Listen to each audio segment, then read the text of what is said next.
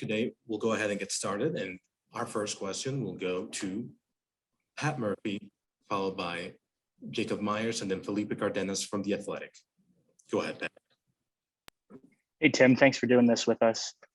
My first question, I guess, is just, could you take us through kind of the timeline? Obviously, we know with Giassi moving on, this became a priority, but at what point did you start looking at Cucho, and when was he the guy for you guys?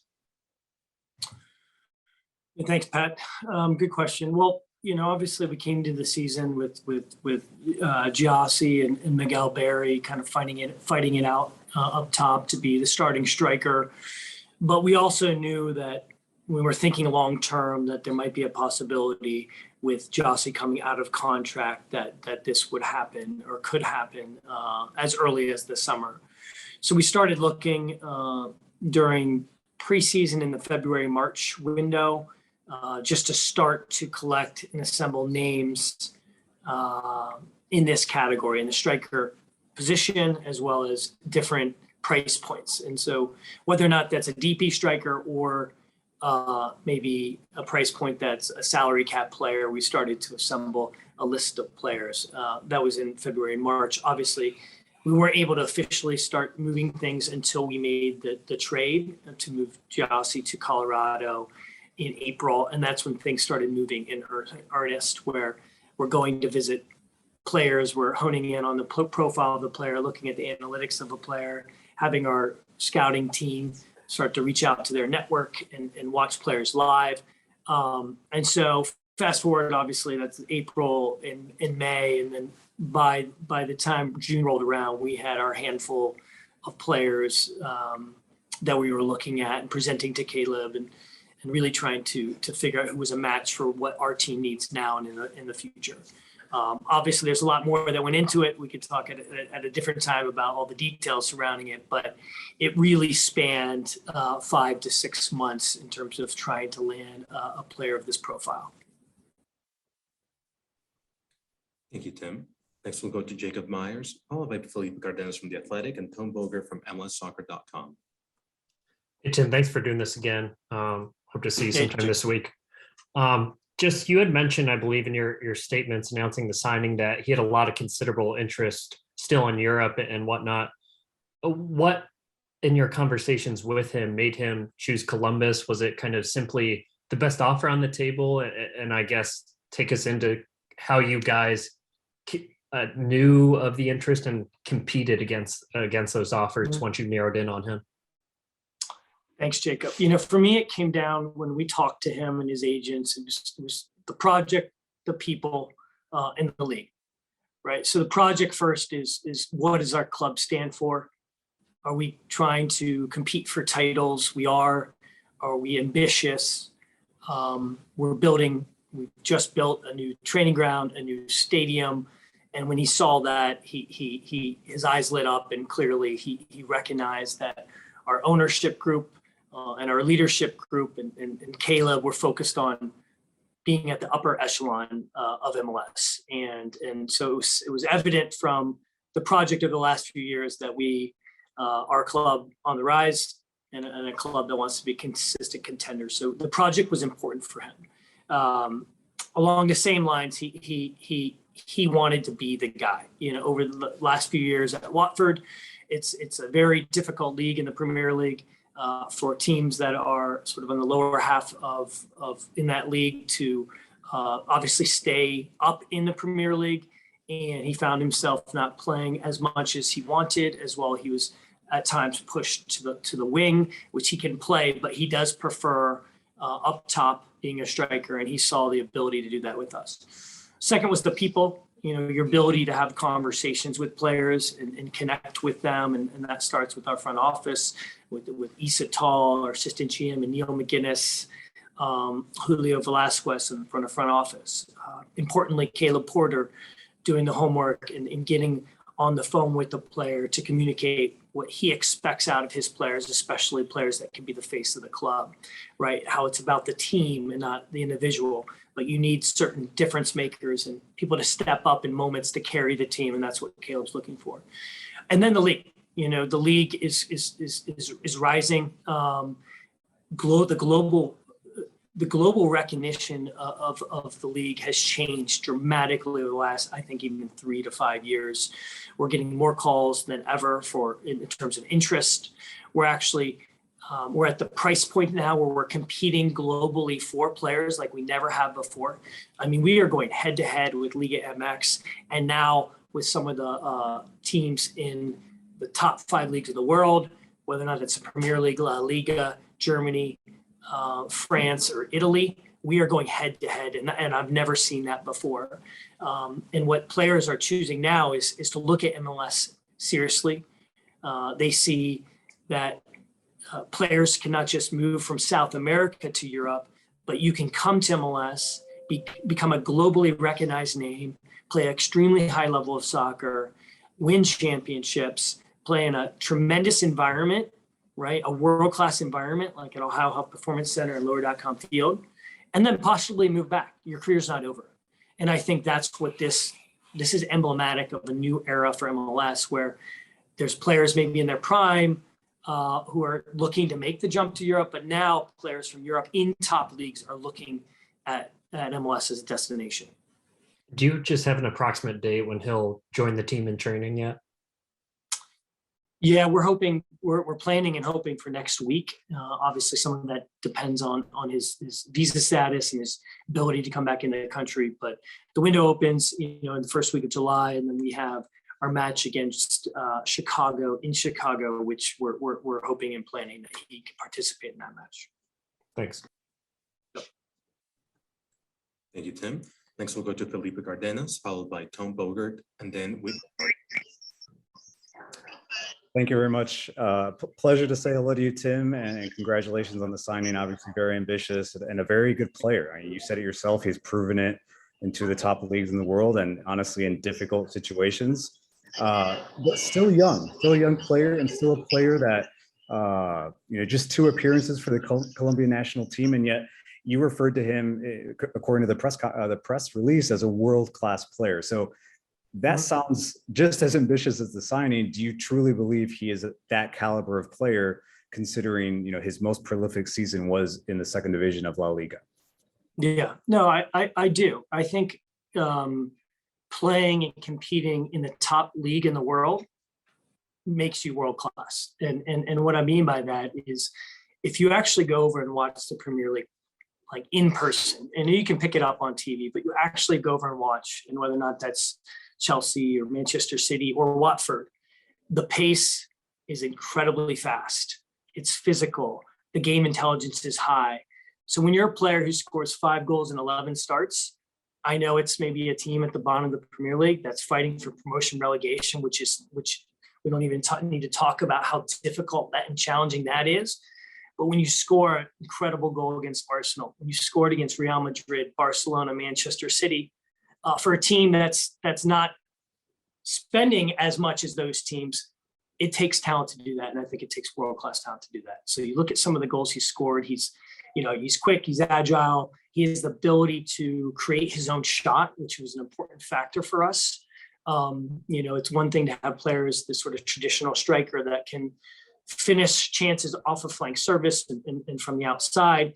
But a player for us right now is that was needed is a player that can, unbalance or, destabilize the defense, find that extra few inches or yards to get the shot off. And he clearly can do that both inside the box and outside the box. Did he express a desire to, compete, be the guy, win, prove his talent, and then get back to Europe? Did he express that with you? I think he talked about the desire to be the face of a club and to lead the league in scoring. I mean, that's his desire. Those are his goals that he set for himself to come to MLS. I think it starts there.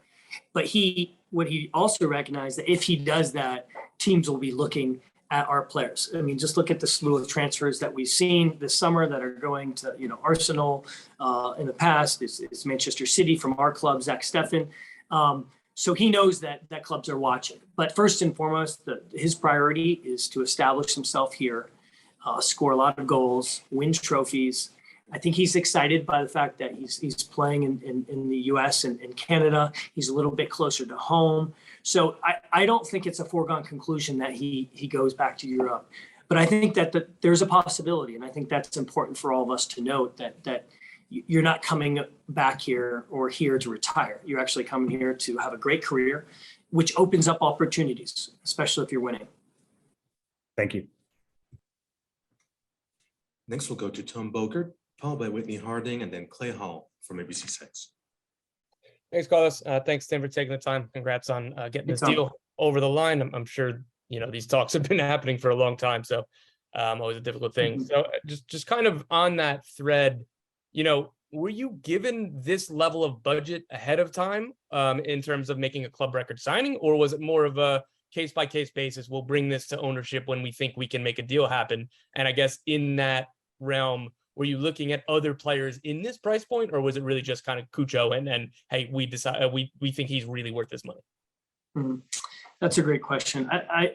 We obviously have a budget and an annual budget, which we review and not unlike many teams around the world.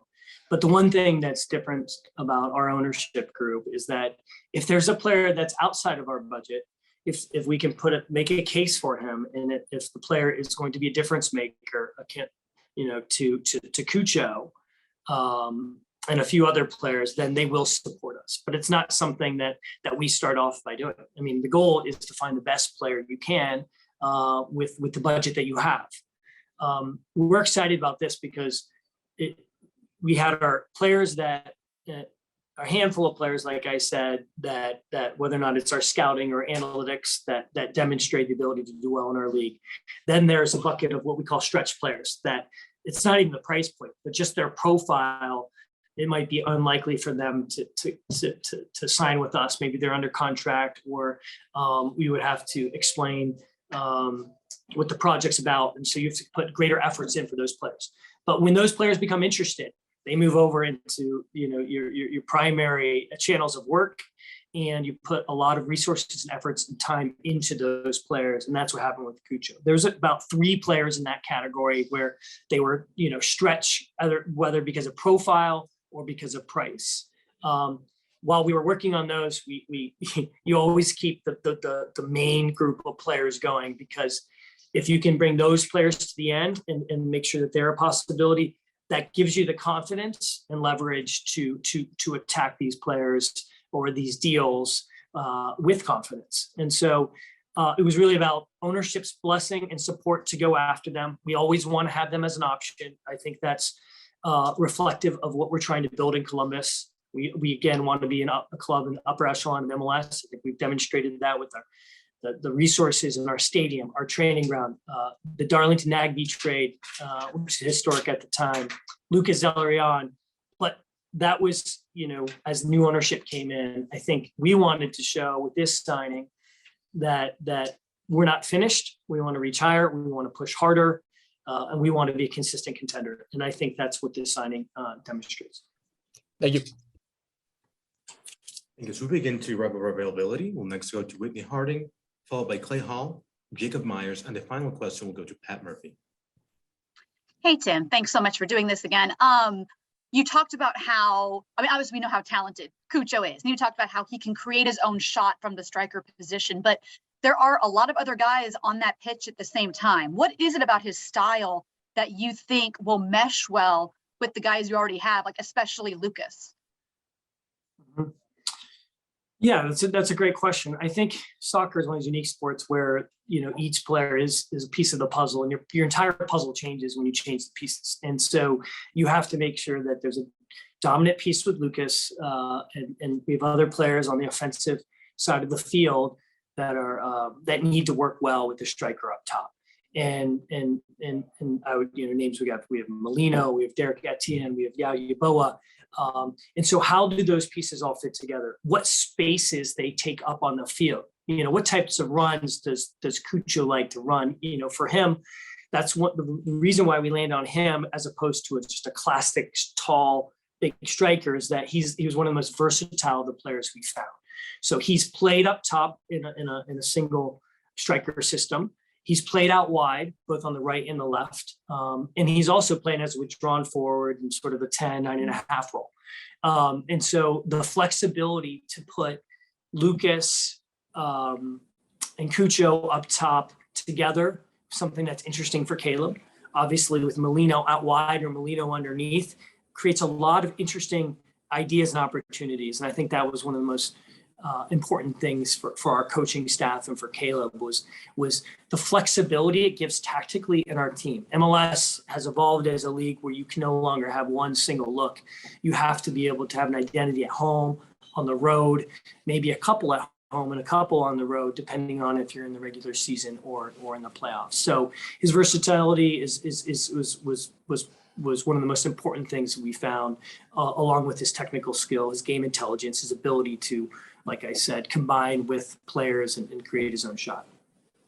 And my second one real quick is, have you heard reaction from the current players on the team to this exciting signing? Yeah, I mean, when you first, Caleb's the one who will talk to the players in terms of talking with them. When it's close to being signed, he'll start to bring them into the fold, especially the leadership group. And I'll tell you, he uses them as a sounding board, and they were extremely excited. Let's just say that. So he came up right to my office and said, "Hey, I told D Darlington and Lucas and a couple of the other players, and they immediately talked about how they he's an elite level talent, how they want to have him over for dinner, they want to bring him into the fold. It shows the character of our locker room, how they want to reach out to the players even before their side to start to bring them into the fold. And I think that's important for their assimilation, especially when they're coming in during the middle of the year." Thanks, Tim. We'll go to Clay Hall, followed by Myers, and finally Pat Murphy. Hey, Bez, does this, you alluded to this a little bit, but does it signal a new era for Major League Soccer? I've been here 25, 28 years, and there's a lot of guys who have come from all over the world to play for the Crew, but they didn't come at 23. They came at 33. So at this point, how big a victory is this for this league to attract that kind of talent at that age? Clay, thanks for the question. I sure hope so. I mean, I really do hope so. I think we've seen different eras of Major League Soccer, the David Beckham and the DP level, the DP player category being announced sort of 2007, 2008 with Henri coming in and a number of players in the first initial years. Then I think that there was a second stage where players sort of in their prime or at the end of their prime. And I was fortunate enough to be a part of that in Toronto with Javinkos and Altidores and Bradley's coming in. And I know that there are other players across the league that have decided to come in their prime. Around that same time, I think there were some young South Americans that started to come in. I think the Almirones, those signings really marked a new era in MLS in terms of having a destination for young, talented South Americans to go over to Europe, probably before their prime. This one is a little bit different because he's literally entering his prime years. He's already experienced the top level in the Premier League and in La Liga, and he's now chosen that this is the best place for his career. And he believes he can do it with the Columbus Crew and in Major League Soccer. So I sure hope so. I would love to see more players who are 23, 24 coming from Europe who've already developed some over in Europe within the top leagues. We have the World Cup this year. Obviously, we signed a new deal with Apple. And I know our fans would love to see talented players from Europe, more of them coming over here so that they can not just be here for 2 or 3 years. Maybe they're sold, but maybe they sign a new contract and they're with the club for 10 years and they become icons and part of our circle of honor at the Crew. We would love for that. And that would truly be a new era for Major League Soccer. Thank you. Thank you, Tim. Next we'll go to Jacob and then Pat Murphy. Tim, when you re-signed Lucas, I think you had talked about how he had kind of outplayed his current contract and you want to reward players like that. I'm wondering if it works when you're kind of recruiting a player, and I don't know if he knew much about Lucas beforehand, but you kind of share what type of player he is. can that be a bit of a recruitment tool too? Because obviously a player of that caliber might not want to come to a club where he's the only kind of big time player that is going to be relied on to be the primary goal scorer. There's another player or a player like Darlington. How does that kind of enter the conversation? Oh, I think that's one of the primary considerations. I thought it probably falls into the bucket of what project they're going to be a part of, and they review the roster. I mean, one of the first dinners I had with Cucho and with Issa Tall, our assistant GM, was to review our roster and to talk about the players on our team. He already knew many of them. He had already watched a number of games. And so players at this level are extremely intelligent. They're surrounded by good people for the most part. They have good representatives. They have people that are informing them about the project. And so we reviewed, what type of player Lucas is in Darlington, and how we have an up and coming players in Aiden, Morris, and obviously the leadership of Jonathan Menses and Josh Williams. So we were excited about not just the player, but the collaboration of our current roster with Cucho. For our final question, we'll go to Pat Murphy. Tim, I know the transfer window hasn't even technically opened yet, so I guess it's worth asking. Do you see this being the only move you guys make, or could you envision another move on the horizon once you get into the window? Always want more, Pat. Look, I never say never. We're looking at our roster. We have players that are just coming back into the team due to injury. Molino is number one on the list in terms of some player that's been out for a while, and you already saw a little of what he can do this weekend. We're going to get healthy. Lucas will be back, and Pedro. So we want to assess what we have, but I wouldn't put it beyond us to have another move in this window. Obviously, it's only a month long. It goes from beginning of July to August. But one thing about this transaction is that while it's a record signing fee, we did structure it efficiently, really evenly over 3 years. And so it puts us just right around the top 10 in the league in spending. Our model is not to be in the top 5. What we truly believe is that you can compete and be at the top if you're right around that sort of 9 to 11 range in spending. And then you have to do it efficiently. So that allows us to look at other opportunities, whether or not that's probably not the DP space, but there's the under 22 category. There's core, TAM players and other core salary cap players that we're looking at. And we won't talk about it here, but there's also a number of young players, whether or not that's our draft picks and Pat Schulte or young homegrown players that are coming along very nicely. So we're excited to assess our roster over the next 3 to 7 games, and then determine if we need to make a move, any more moves in the summer transfer window. Thank you, Tim. That's going to conclude today's media availability with Tim Bezbatchenko. We appreciate you joining us. For local media members, we'll be having an open training session today at lower.com field. You may begin arriving at 5:30 p.m. We hope to see you there.